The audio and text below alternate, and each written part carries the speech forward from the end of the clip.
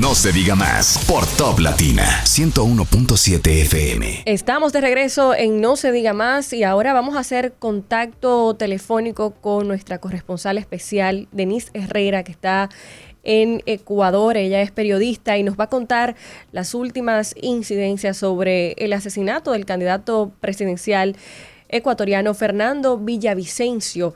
Denise, muy buenos días. Denise, ¿estás con nosotros? Haciendo contacto desde Ecuador para narrarnos las últimas incidencias del asesinato del candidato presidencial ecuatoriano Fernando Villavicencio, quien fue asesinado este miércoles de 3 disparos en la cabeza preliminarmente a manos de unos sicarios al finalizar un mitin político en Quito, según confirmaron las autoridades. Denise, ya estás con nosotros. Buenos días. Sí, yo los escucho. No sé si me pueden escuchar bien. Sí, te escuchamos muy bien. Denise, cuéntanos. Bueno, primero, muchísimas gracias por poner la atención en Ecuador. Para quienes vivimos aquí, nos duele bastante porque no es fácil sentirnos que nos comparan con una Colombia de las épocas de Pablo Escobar. A ningún país le desearía algo así. No deseo que en Latinoamérica se siga hablando del narcotráfico con una impunidad tan ligera, porque evidentemente es el temor más grande que un país puede tener. El asesinato de Fernando Villavicencio, porque hay que decirlo así, es un asesinato en medio de una campaña electoral emergente. Ecuador vive una crisis grandísima desde que sale el correísmo luego de 10 años, un gobierno importante que ha dividido muchas opiniones en el país, y hay que profundizarlo porque en la época del expresidente Lenín Moreno comienzan las masacres carcelarias y comienzan los enfrentamientos debido al asesinato de una de las cabecillas de las bandas más importantes del país en su momento, que se llama Los Choneros. Y evidentemente ha sido uno de los discursos que han utilizado también varios gobernantes para poder ampliar su mirada política.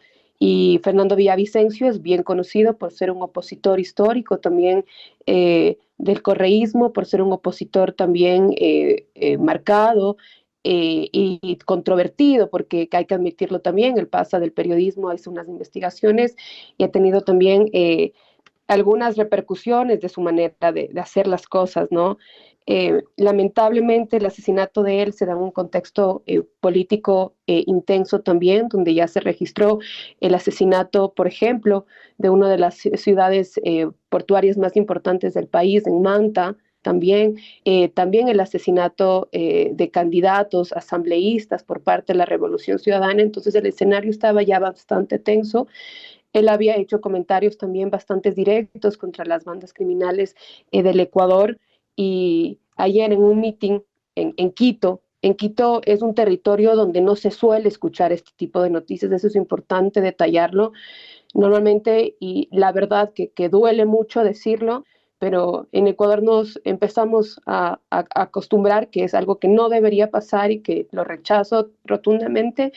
Es que cada día se escuchen sicariatos, por ejemplo, en la ciudad principal portuaria, como es Guayaquil, en las partes de la costa, particularmente en el puerto. Y Quito no suele ser un escenario donde se comente eso. Quito es la capital de Ecuador, así que hay que entender la connotación política y el mensaje que deja esto, ¿no?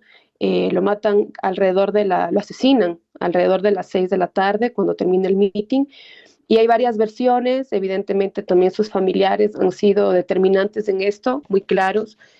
Particularmente la familia de Villavicencio ha señalado al gobierno de quiero decir, de Guillermo Lasso, han responsabilizado la seguridad de Villavicencio.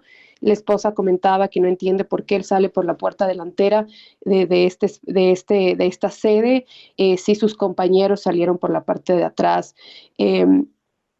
Así que bueno, es un contexto bastante tenso, de violencia, de una situación también de dolor para los ecuatorianos, ¿no? Un hecho Y muy ante lamentable. esto, en la noche el presidente también ha resuelto decretar 3 días de duelo y finalmente también un estado de excepción. Denise, ¿tiene información sobre el asesino de Fernando Villavicencio? Sí, todo esto es preliminar, ¿no? La Sí. Fiscalía ha comenzado ya una investigación de oficio, eso es lo que ha comentado la Fiscalía, y como se conoce esta modalidad tan cruel que existe en Latinoamérica y en otros espacios, como es el sicariato, se hablaban de 10 sicarios en su momento. La sede donde se ubica, a mí sí me gustaría ser enfática, es un lugar bastante concurrido, ¿no? Es un barrio casi residencial también. Quito no es tan grande, ¿no? No es que está estructurado por ejemplo, si bien tenemos los mayores espacios en el centro histórico, este barrio es casi al norte, donde es una hora pico además, donde hay carros, donde hay gente, donde hay escuelas, si bien estamos en vacaciones, pero es un lugar, quiero dejar en claro, residencial, ¿no? Sale Villavicencio, lo atacan y con 3 tiros básicamente, y sus presuntos sicarios huyen y cae uno de la moto. Al momento que cae de la moto, tiene un enfrentamiento con la seguridad y pues él fallece, ¿no? Esa es la información que dice la Fiscalía. Hasta el momento estarían presuntamente detenidos 6 y se hablaba de alrededor de 10 sicarios. Hay personas heridas también, como era un meeting, se habla de la herida de un asambleísta, que es grave, evidentemente. Y lo último que se ha tomado, por ejemplo, de medidas es que hay un procedimiento en la Casa de Salud donde hacía Villavicencio, también hay un procedimiento flagrante ya, hay una supervisión jurídica, hay 6 personas que han sido, como bien decía, prendidas, y esto fueron en allanamientos ejecutados en lugares en Quito, ¿no? Y también hay una persona que muere en este enfrentamiento. Por ejemplo, la Fiscalía habla también ya de allanamientos, de encontrar, de confiscar armas, etcétera. Uh-huh. Denise, y como si se tratara de una crónica de una muerte anunciada, todos pudimos ver los videos de Villavicencio diciendo que él había sido amenazado y todo su equipo de seguridad y que él no va a coger miedo, que le recomendaron usar chalecos antibalas y él anda con su camisa sudada. Y también se le acusa no solamente al gobierno de Lazo, sino también a Fito, el narcotraficante que lo amenazó y que le exigió que lo dejara de mencionar en su discurso. ¿Qué nos pueden contar acerca de esto? Bueno, hablar como señalar a las bandas y etcétera. Hay incluso una banda que opera en Quito que se ha atribuido esa consigna. Sí es difícil, te digo, en un contexto para los periodistas es bastante difícil también señalar o poder contextualizar porque evidentemente hay un enfrentamiento, eso lo ha dicho el gobierno, no es un secreto. Las crisis carcelarias comienzan desde el 2019 aproximadamente con imágenes sanguinarias y de lo que conozco, evidentemente no es una situación que ningún país de Sudamérica, por ejemplo, ha atravesado, ni Colombia con una violencia tan dolorosa e histórica a sí mismo. Hay una banda que hay mucha información que circula también y eso hay que tener bastante responsabilidad.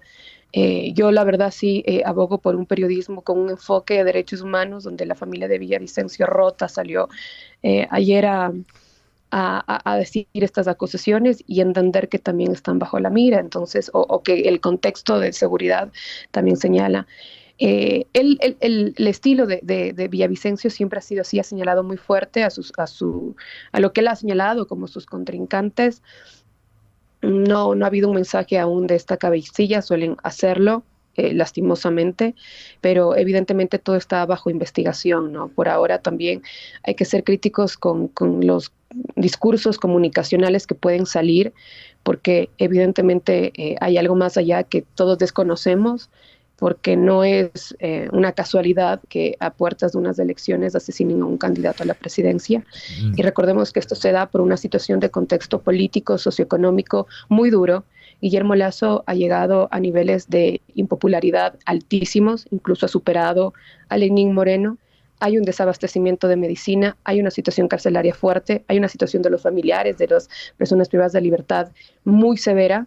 También hay tasas de desempleo, no hay cifras. El Instituto Nacional de Estadística y Censo no da cifras de la situación del país.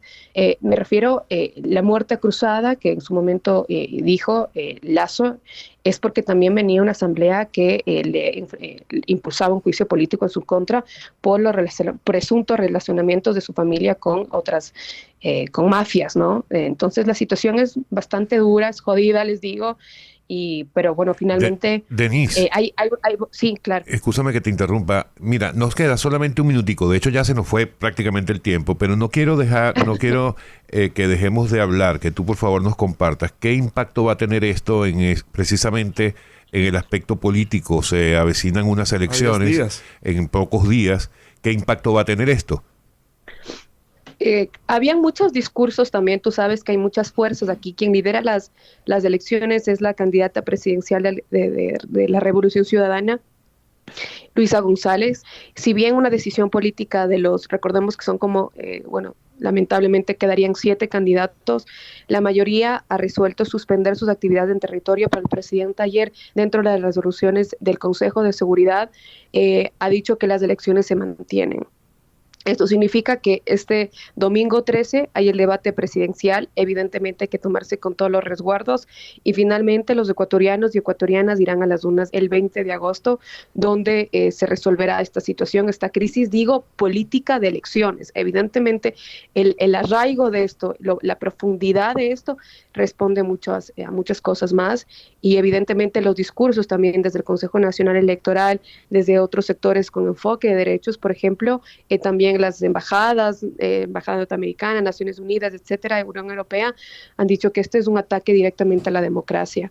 Claro. Entonces, en consecuencia de eso, de un proceso democrático que se vive, los candidatos han dicho que esto se resuelve, evidentemente debería ser en las urnas y no hacer impulso a la violencia. Así que evidentemente será algo inédito en el Ecuador porque no es algo que se ha vivido. Recordemos que la población vota en escuelas, que hay también el voto anticipado de los adolescentes, que hay personas adultos mayores que también todavía se suman a las elecciones. Esa ha sido la decisión hasta el momento. El estado de excepción se extiende por casi 70 días y bueno, habrá que ver, pero la decisión en principio ha sido que las elecciones se mantienen. Se mantienen. Ok. Bueno, Denise, te agradecemos muchísimo que te hayas tomado este tiempo para compartir con nosotros lo que está ocurriendo allá. Vamos a mantener nuestra mirada en lo que va a ocurrir en los próximos días. Te deseamos mucha suerte y seguramente volveremos a tener algún contacto. Te agradecemos mucho. A ustedes. Muchas gracias. Amigos, gracias. Ha sido nuestra colega periodista Denise Herrera haciendo este reporte especial desde Ecuador a propósito de este lamentable hecho que ocurrió la noche de ayer, el asesinato del candidato presidencial Fernando Villavicencio. Estamos en No se diga más a través de Top Latina. No se diga más por Top Latina 101.7 FM.